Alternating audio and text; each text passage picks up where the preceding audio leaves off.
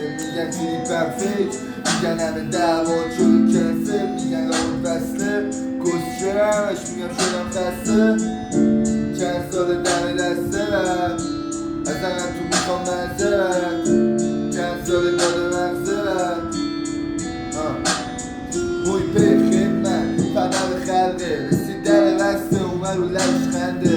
چند سال زندگیش لب مرزه خودش میفهمه نمیگیری چی میگم حواست پرته میبینی تشکه و زندگی برا من همیشه پشمه همشم فکته همه چی مکسه نیبازم از سریدم برام رسمه اینم برام رسمه بمونم توی هوش نگم برام بسته درارم پوله رو که باش با رفیقم بسازم خونمو بکنم نمونه تو بگم همه اینا مال ماست رفیق طالبانا بد میگن چرا با اون بدی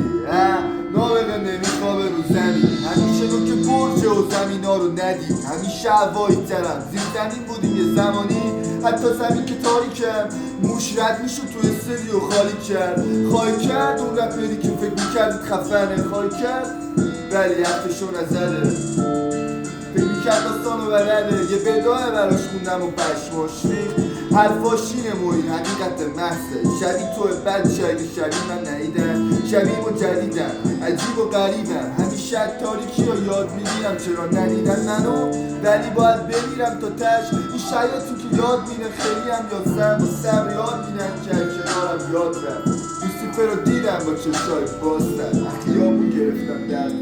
سفیده به نابغه یاد دادم چرا سفیده برام تو میذارم کلاس بیمه اساسمون رو میگیرم در زمین و دینم به کاسه با تو یاد میدم همه تو بکیرم همه تو بکیرم گنده نه پشتای زد میخوام این پشتای زد اجتماعی میشین یهویی مشکلی تش میگی بچه ها بمیرن خوشگلی تش میشه عوض نظام و توشم تچیش میشی تشکیش میشی اگه بد هیچ میشی میرازی تو تدهیش میشی یو تشکیش میشی چون تو طرف پولی و پول طرف حساب پول طرف هرچی که نابغه میگه نه نمیخوام طرف هرچی که تو میزنی و بچه میگاد طرف کارهای بد طرف تو و اون سیستم بابایتم طرف اون که تو فکر میکنی خیلی خفنه نه طرف زن و بچه نه تو طرف اون مادرهای خوب نیستی تو طرف پدرهای خوب نیستی تو طرف دانشمندا نیستی تو طرف بچه های خوب نیستی طرف مردم ایران منم به مغز تو میگم نیستی طرف این خاک پسر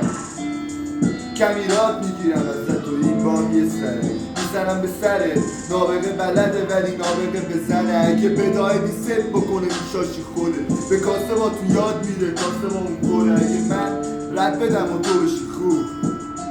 میکنم تو رو میخکوب کشم حساب پول میرسی با بچه ها جون ریختی با جمهوری رو هم که بچه ها رو کشیتش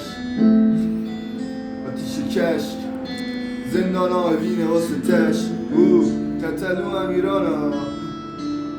میگن زیاده دفتر نقاشی تو سلول بینه داره مرگو میبینه با چشاش